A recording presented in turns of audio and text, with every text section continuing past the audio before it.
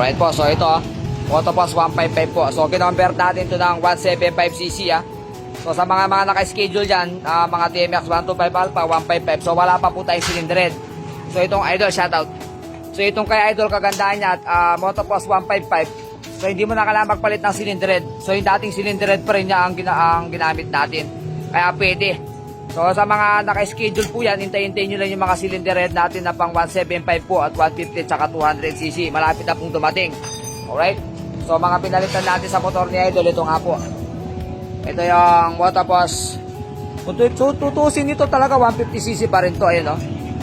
149cc CM. Tapos clutch hub. Kasi put-put na. So buong sigunyal po. Tapos ang malakasan yun, no? Alright.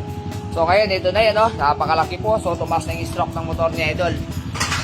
Motopoz 175cc Idol, shoutout. Alright. So start natin mamaya. So papakita ko sa inyo kung gaano kabaksik, nangangagat. Sige po natin. Alright po. So ngayon dahil na po na to, unang check natin to, pump ng langis. Sige, start. Motopoz 175.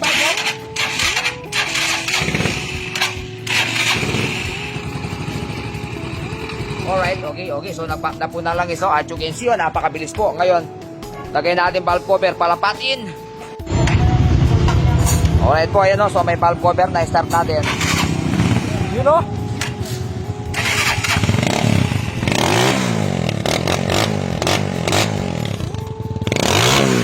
Napakalutong po.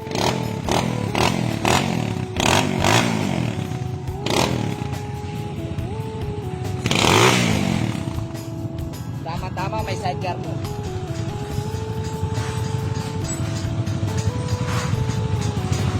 Napakataas o.